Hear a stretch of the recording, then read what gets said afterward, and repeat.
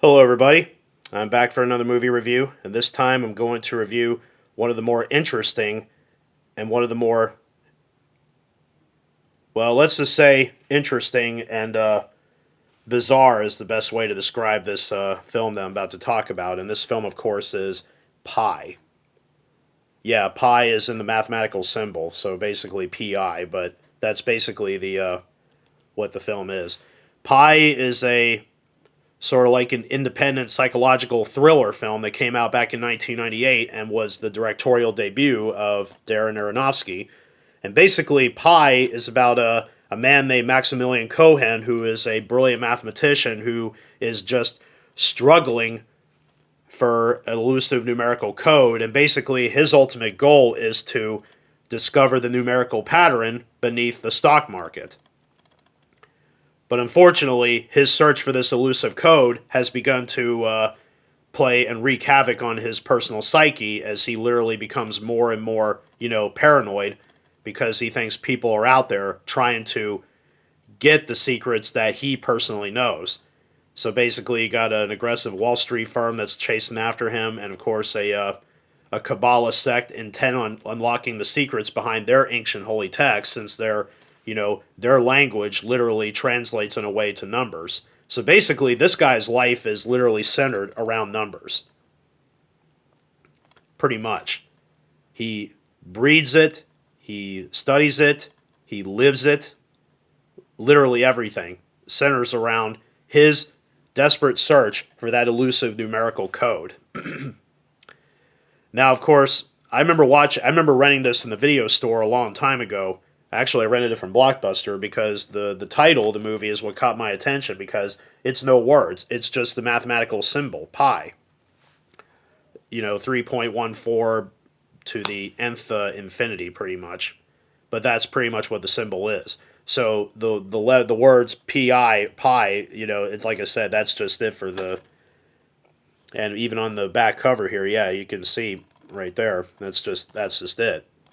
But if you were to look this movie up on IMDb, or if you were to go to Wikipedia or any other place, you would actually see the word pi instead of the mathematical symbol, which, for all I know, I don't even know if you can even type that on. Can you even type that on a keyboard? I don't even think you can. But honestly, though, the movie itself is very well made, and quite frankly, I didn't understand it the first time I seen it, but the second time I actually understood it more because I guess the best way to describe this film is if A Beautiful Mind was directed by David Lynch. That's probably the best analysis I could give for this movie, for Pi. Yeah, now you can see me. I know the DVD is. Unfortunately there is no Blu-ray currently available for Pi. Although I have been trying to find one since unfortunately the DVD is the only one I could currently get my hands on, and this DVD was released by Artisan Entertainment. But Pi was a bit of a. It was an independent sleeper success when it debuted in 1998. It was made on a budget of like $134,000, and it grossed like $3 million domestically. So, profitable hit.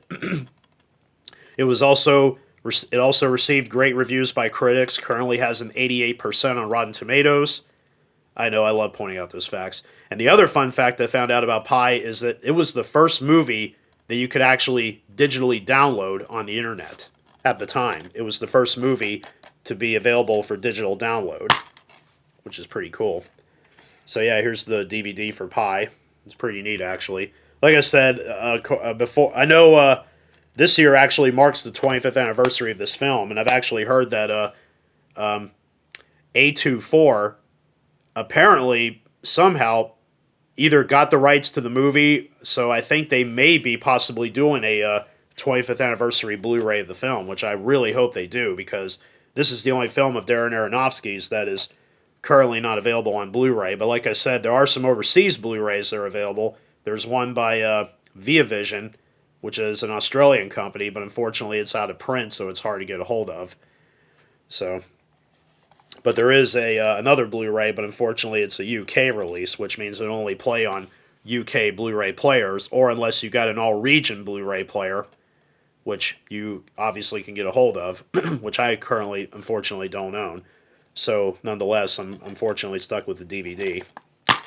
So, yeah, like I said, here's the basically this little insert is like a other great DVD titles from Artisan Entertainment. Which, by the way, Artisan Entertainment, they're not even around anymore. They've been bought out by Lionsgate, I think. So,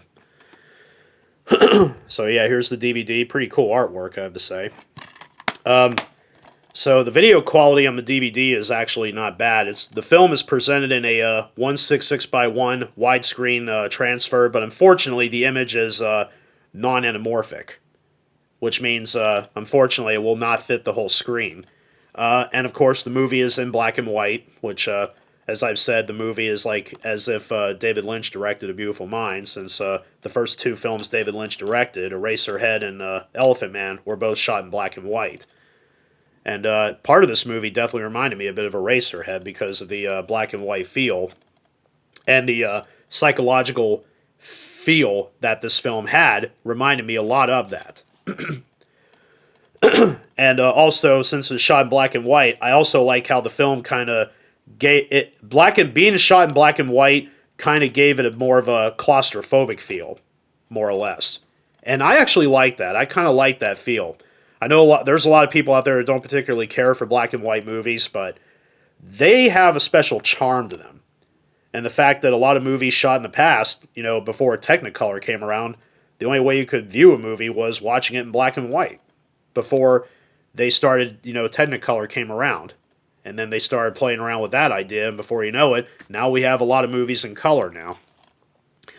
But yeah, the widescreen format of the movie, I mean, the movie has a grainy look, but that is, fitting for a movie of this quality.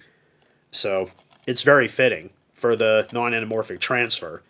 And honestly, it looks pretty decent for the most part, but I would say out of 5 stars, I'd probably give it a 3.5 for the video.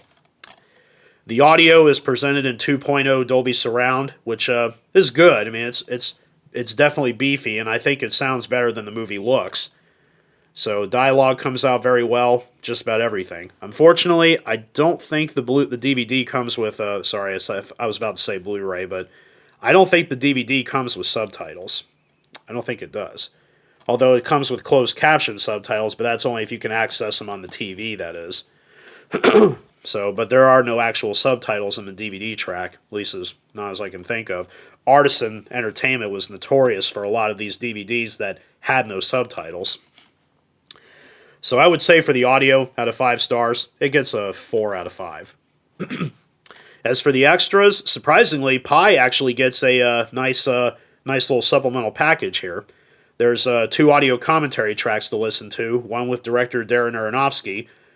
This is actually one of the very few movies he made where he actually provides audio commentary, because for his later films, he really didn't do commentary on many of his later things. And the other commentary is with actor Sean Gillette, who played Maximilian Cohen.